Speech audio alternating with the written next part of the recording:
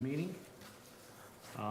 Thank you for attending, and you previously received your consent agenda items, the agenda, the minutes, and the financial income statements. Hopefully you've had a chance to review them. Any questions or concerns about that? If not, I'll ask for a motion to approve. I move to approve the consent agenda. I'll second. We got a motion and a second. All approve, say aye. Aye. All opposed, same sign. We'll move on to public comments. Would you care to say anything? You sure? All right, just checking. Thought maybe you might like to say something. We need to speak a little bit louder or anything. All right, we're good. All righty. I guess we'll have an update from Miss Lana Duvall, President. All right, good morning. Good morning. We actually had a prospect come in late on Monday afternoon that's not showing here. It's an industrial project, and we're helping them with finding a site. We've sent them two sites that seem to match up with what they're looking for, and we've sent them a bunch of paperwork and questionnaires to fill out to see if they qualify for any state incentives, so we'll keep going with that one. Project Campfire, I included it on here. This is one of the RFIs from the Department of Commerce. They did follow up with us and asked some additional questions, and then about a week later came back and said that they had taken Kansas, all of the Kansas locations out of the running due to some transportation costs. The Department of Commerce employee offered to see if they would maybe do a call with us to better understand what that meant, what it was that, that took us out of positioning and how we might be able to mitigate that. So we asked that he go ahead and do that. We haven't heard anything back yet, but we'll stay. I think it would be important to understand, it may be just for this type of company that it wouldn't work, but either way, we'd like to know what those transportation costs are that we might be able to affect in the future.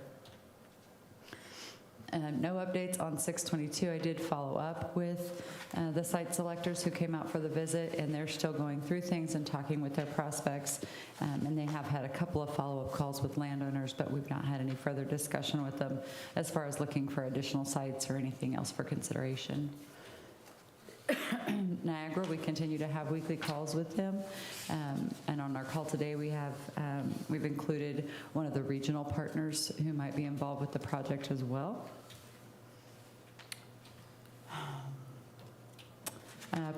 Prospect Reno is a housing project. We're working with a fairly large apartment developer, and they've just recently entered into the contract on the first 21 acres that they'll look to develop.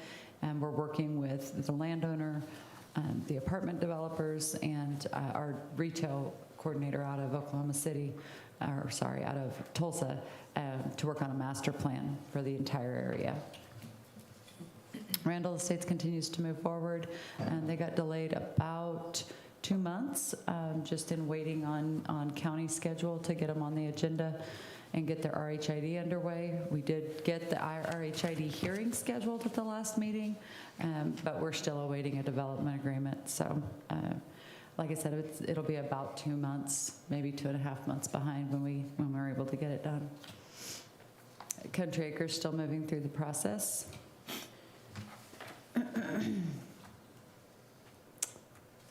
And the mixed-use development project Daytona, we do have additional architectural drawings underway.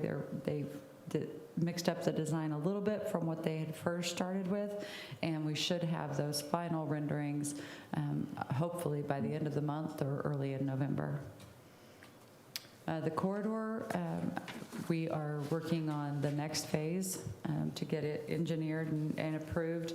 We're having some challenges with the county. They're not wanting to allow access to 8th Street on the backside, the east side of that parcel, and we're not understanding why that is for sure. That's obviously a public road that the taxpayers have paid for, so we're not sure why they're trying to limit access to it. It's also obviously not traveled much as it dead ends at the bypass, so it would really just be a backup out, if you will, on that east side. So the engineers are working through it with the county team now to try to figure out why they're trying to limit access, again, to a public road that we've all paid for. But we'll see what comes of that. We have unfortunately missed out on 2 sales of property because of the delays. We have 2 folks who just couldn't wait until spring to start construction, so we're having to find them additional sites. So the delays did unfortunately cost us quite a bit on that project. Outside of that, lots of meetings. Bob Kreitzer reached out to us and asked us to work with him. He had reached out to county staff first to have them take the lead on a work-based learning initiative that he's wanting to get started with throughout the community, working with all of the school districts, the community college, and the employers. The county staff just apparently didn't have time to take that on, so he reached out to us and asked if we would take that mantle up again. So we held a meeting we had a really good group on October 12th. Thank you for those of you who were there. Those conversations went really well. We've since had a follow-up meeting with GCHS, and we meet with Holcomb High School next week to get pushing a little bit further with that. So we're excited to see where that might lead. And excuse me, November will be very busy also. I have noted on here the child care insurance walkthrough is scheduled for today. The 3rd Street building is under the ownership now of the Finney County Child Care and Early Learning Network, and we've restarted the licensing for that facility. So they've told us that it could still take 60 to 90 days for the licensing, even though they've already approved the plans, been through the building, and it's just, they said that's just what it's taking, 60 to 90 days to get them approved. So we're excited to be getting that moving forward. And I think that about covers the stuff that you need to know right away. Upcoming events, we do have our 5th week meeting on Monday. At 11:45, we'll start lunch, and we'll start the meeting at noon, and it'll be across the hall over here. And you can wear a costume if you want to.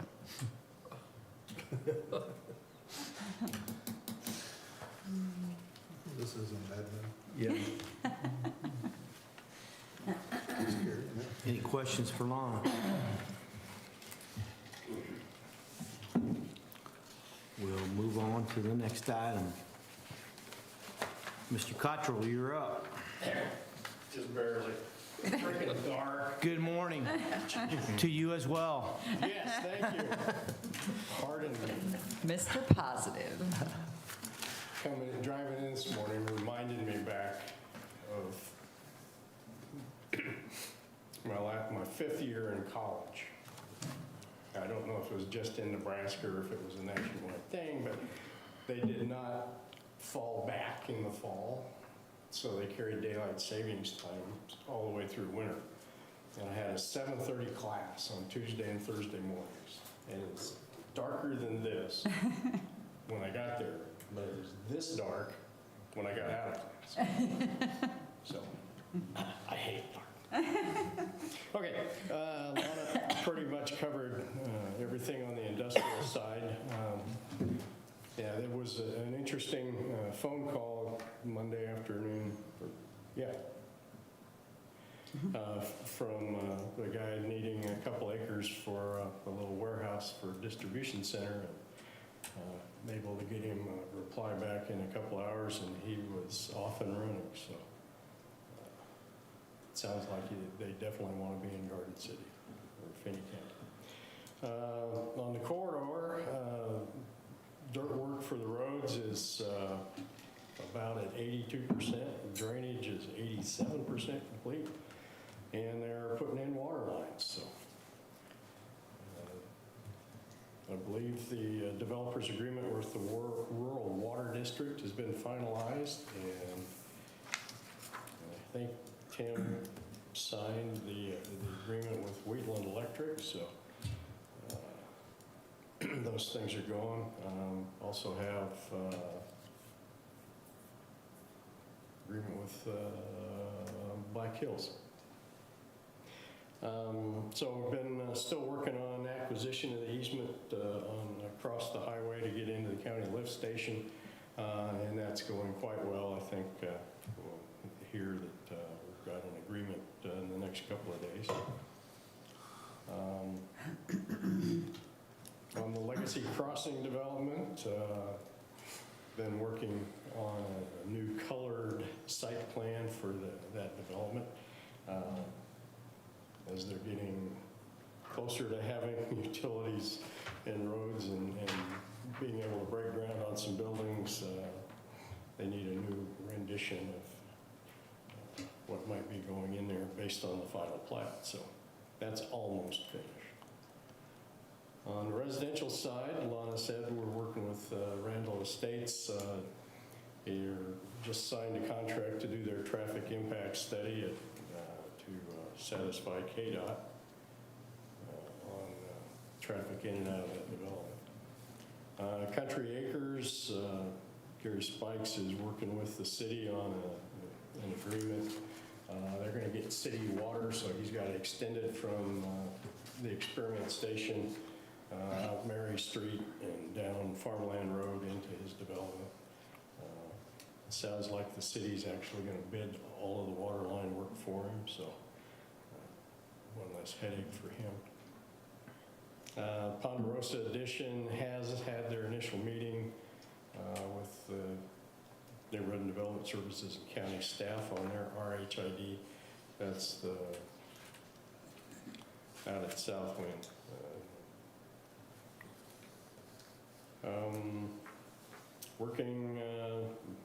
Continued working with the property owner about a site for potential RHID up 3rd Street, north of the bypass.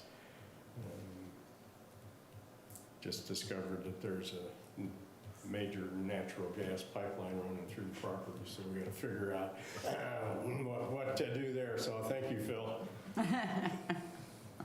Of course, we need that line because it feeds the North Border Station, so I'm just joking. That is the main feeder. Yes, yes it is. Okay, and then we've got a couple of concepts on some property that would need to be annexed. One of them is the Project Reno, and forgot to include the property right north of Hunter's Glen. We had a meeting with that landowner, and he's investigating some potential costs that might be involved. And then we'll continue working with him on whether that's going to be single family or duplex, fourplex concept from Hunter's Glen, or maybe some higher density apartments as we go forward. Hunter's Glen is, I think, getting ready to start back up. They had to suspend their RHID process on phase 2 because of a conflict they were having with USDA on the community center, and we got word yesterday that they've dropped that action against them, so now they're ready to start back up. And they're still working on phase 3. Based on information they sent yesterday, there will be a phase 4. So, any questions? I have a question on the 8th Street access from the county. Are we working up to, is they give any reason why we could not use, 8th Street cannot be used for that project? Not that I've heard. Initially, they wanted a hammerhead turnaround before they get to 8th Street, so the snowplows could turn around instead of going out the north road to 8th Street, back down 8th Street to the south road and back in and complete a loop, or so I have no idea. Okay. And I mean, the half of the right-of-way for 8th Street came off of this property way back when the road was open. So, like Lana said, you know, it's been maintained by the county at taxpayer expense for a long time. Okay. Thank you. Questions for Steve? Thank you, Steve. Mr. Scott Ost, you're up. All right. We had just under 4,000 visits to the site. The most viewed posts were pretty much from last month. They kind of carried over into this month. The corridor groundbreaking, Crystal Apple semifinalists, and the fall cleanup. Facebook pages, the Greater Garden City Facebook page had 2,100 post reach, which is a reminder, the number who saw a post moved through their feed of ours. And that had a 2,400 post engagement, which is the number of people who actually interacted with a post, either liked it or commented or shared it.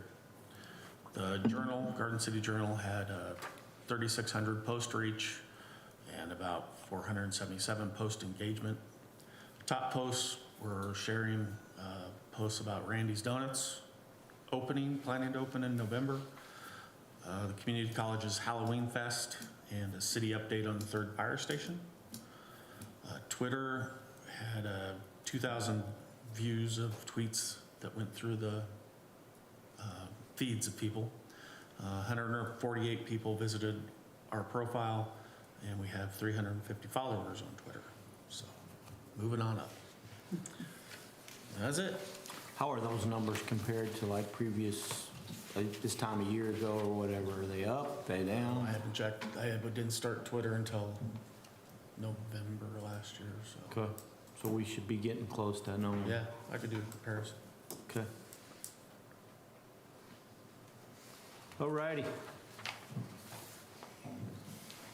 Mr. Mayor, you are up. All right, good morning. Good morning. I will say on social media, a lot of it is driven by individual posts. So it's hard to say, have general trends. I mean, there's long-term trends, but if you're like doing this like comparison from October to October or something like that, if you had one big announcement like Taco John's, and you have really high spike and then you have a little bit, I mean, it's not a matter of how many people are following or whatever, it's just kind of a matter of what's in there, come out whenever. So there's a lot of variability in that sort of data. Okay. So don't look too deeply in there besides like the long term, how many Sure. followers we're getting and stuff like that. I just went through and pulled out the things that I haven't covered so far from the State of the City address. You don't want to sit through a 45-minute presentation, especially Jamie's already been through it, so she doesn't want to see it again. So.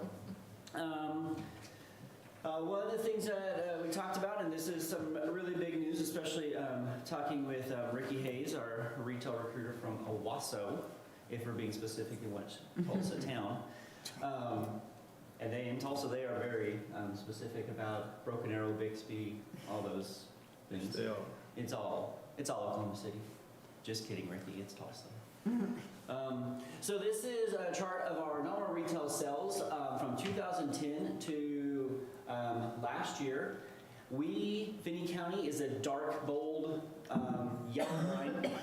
And the thing that's really important to see out of this is, one, there's an upward trend, which is good, but you can kind of see before, and this doesn't include all the communities, like Sedgwick County and Johnson County, they're way up above where this is just kind of our comparables. That top line there is Salina. So Salina on down to the bottom one is Atchison, I think. So kind of communities in our area. On the left side of the chart, our sales, we were fifth, or right around fourth, fifth, there with Salina, Reno County. So Hutchinson is the green. That light blue is Riley County, so Manhattan, and then us, and then Ellis is that weird pinkish red color. Ellis County, so Hayes. So back about 10 years ago, Finney County and Ellis County was about even on the amount of sales that we were doing. Come on to last year, and we've far surpassed Ellis County, and now we've caught up almost past Riley County for Manhattan. And so we've really broken away from being part of a lower group to kind of a higher group that includes Hutchinson, Salina, and Manhattan. And if you hit the next button and we look at where our trends are for this year, if we just keep up where we're at, we're up 17% in sales in Finney County, Garden City, Finney County. We're up 17%. So if we keep that for the last couple of months here for the year, we'll be over 1 billion in sales, which Reno County's never done. They probably will go above $1 billion as well this year, but that we very rapidly have gone from having some separation between us and Manhattan to basically being the same and catching up to Reno County as well. So that's really good news. Ricky's really excited about us breaking $1 billion. If we do that this year, that puts us in a different category of what kind of businesses take a look at our community to move into. It's a really, really nice shorthand to say we've done $1 billion in sales. They can say, okay, let's do this without having to do all these other studies and us having to do all these maps to convince them. That number itself convinces people that this is a place to do business and open up shops and restaurants and stuff like that. So really exciting news there. Next, I think, is GDP. These are just some updated slides of GDP. This is from 2020. We've seen some initial 2021 data. The 2021 data came out so good that I don't feel confident in reporting it right now. So we're just going to go 2020 data, and then we'll be really happy with our 2021 data if it's real. But I would much rather just rely on this because this is still good data. So we're still in the 2 billion, actually we're above 2 billion overall GDP for our county. You can definitely see where we have production centers in Kansas from this map. You have Manhattan, Riley County east along I-70. We have the Wichita cluster, and then you have our cluster down in southwest Kansas. The map, the next one, again, that not everybody likes, especially people from eastern Kansas. This is the GDP per capita. So how much GDP is getting produced in the Kansas economy per person in our state.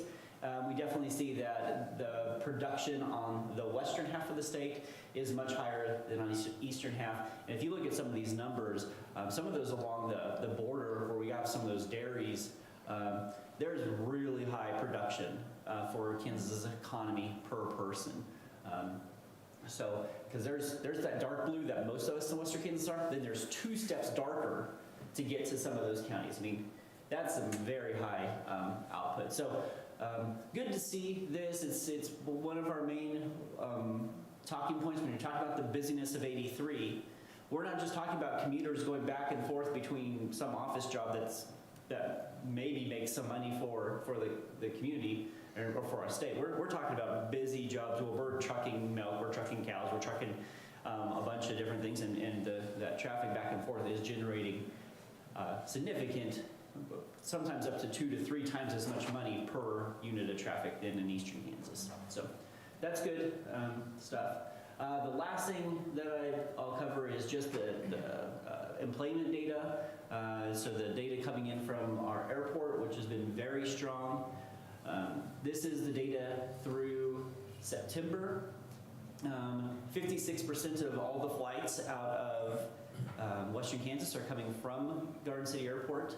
So that's Hayes, Liberal, and Dodge City combined make less than half of the flights that are leaving. More than half of the flights is made up from Garden City. So it looks like we're on a record-setting pace. If we go and look at what we're projected for the rest of the year, which is the next slide, we are just short of 30,000 people. So please, if you want to, if you want to go down Dallas Airport has like Starbucks. Just fly down there and back. If we can just get that over 30,000 here, that'd be really nice. Another one of those things.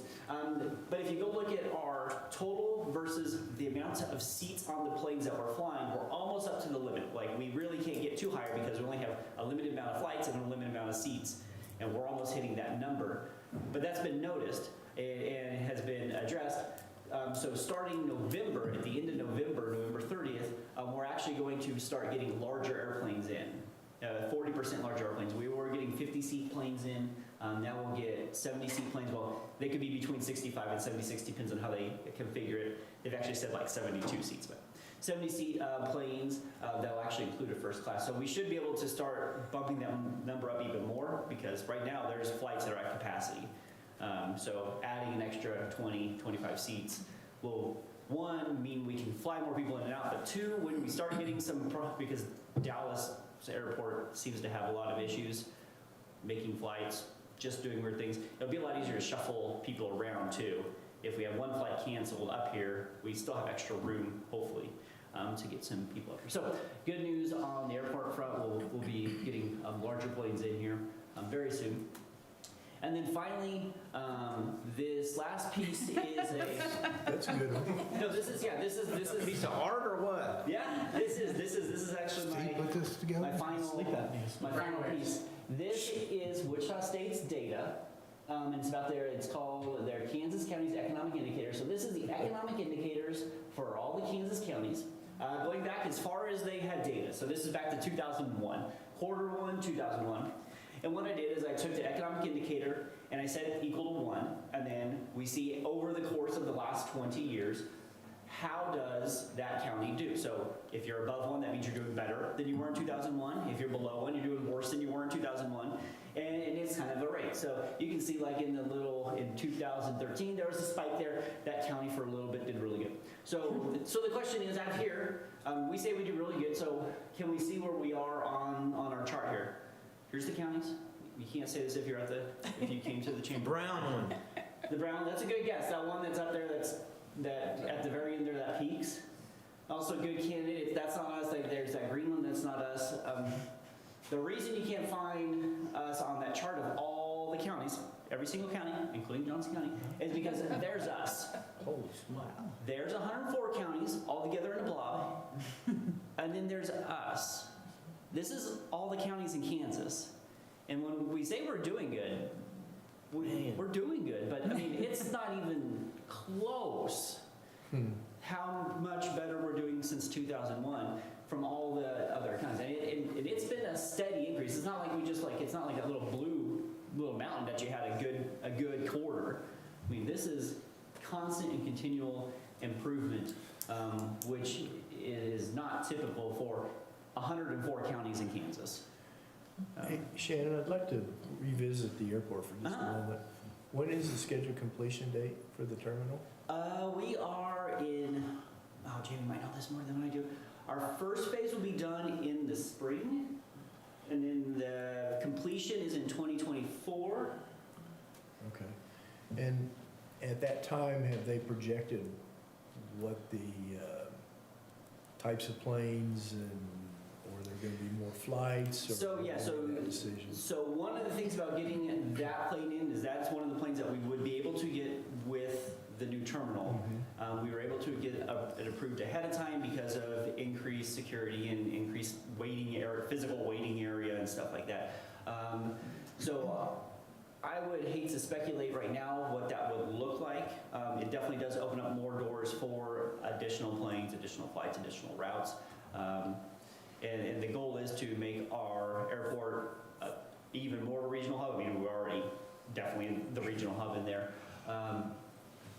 I could talk with Rochelle Howell at the airport and see what she says. We're still going to be limited initially with being an essential air community, which means you really only can have one regular aircraft company flying in and out. If we don't need those funds anymore, and we decide to, as a community, go away from those funds, which is a huge decision, then we can open up to multiple carriers. A lot of opportunity coming along with this.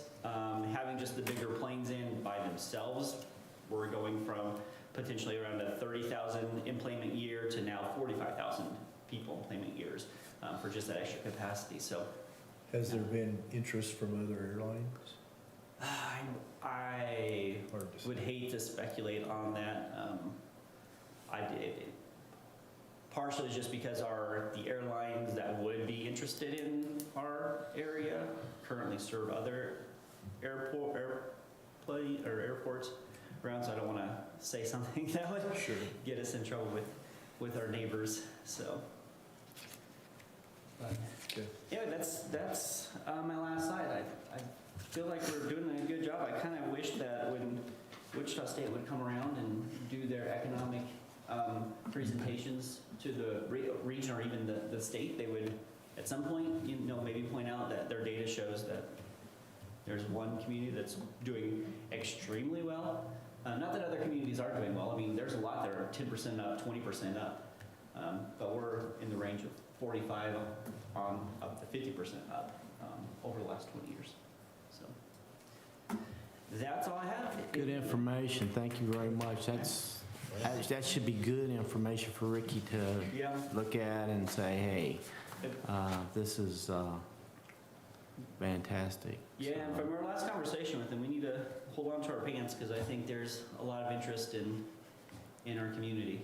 What's the input from the, like, at your meeting at the chamber, you know, your presentation at the chamber, what was the They clapped at Take. me, so I guess they liked it. okay, that's good. They No, didn't I they didn't had give to- I you had a to standing skedaddle. ovation? I had to actually leave right away because then we had an economic, the Wichita State had Sure. their economic conference right afterwards. I was already 3 minutes late at the end of my talk too. So I did not receive, I mean, I've heard people have emailed me and said it was a good presentation and they were Good. happy to see it. But I mean, we have good data and it's a lot easier to give these numbers when our data is good and we're doing a good job, so. And the state has the numbers. I mean, that's compared to all the other counties, that's fantastic. Yeah. At least in my eyes, it is. I think we're I actually don't know about y'all. I think we're So- actually starting to make some headway with a lot of aspects in the state, KDOT. Things are actually starting to come together, it looks like. Good, good deal. All right. Thank you.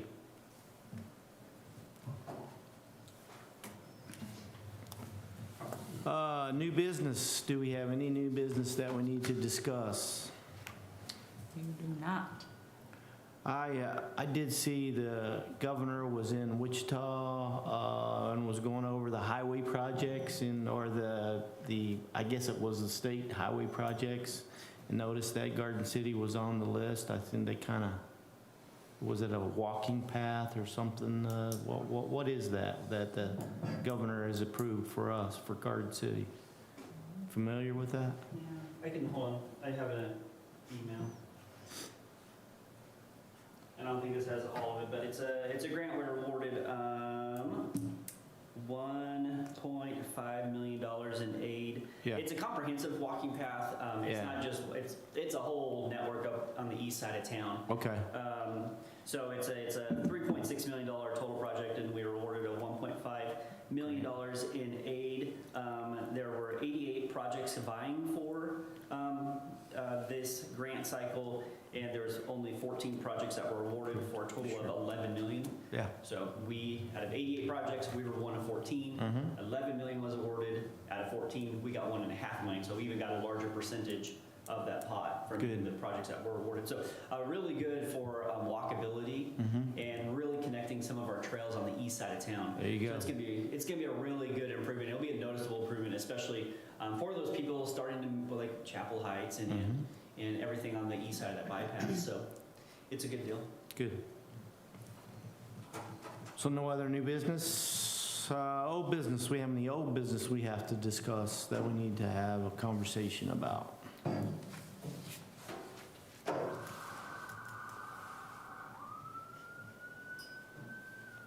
Executive session. We have a need for, it's my understanding, for a brief executive session, brief, long, short, I would plan on 20 minutes. 20 minutes? Okay. So do I hear a motion to go into executive session for 20 minutes? I make that motion. Okay. Do I hear a second? I'll second. We have a second. All in favor say aye. Aye. Pose same sign. All right, we'll move into executive session. Could we clear the, thanks for coming, appreciate it. Clear the room. You'll help them out, Shannon? Trample anyway.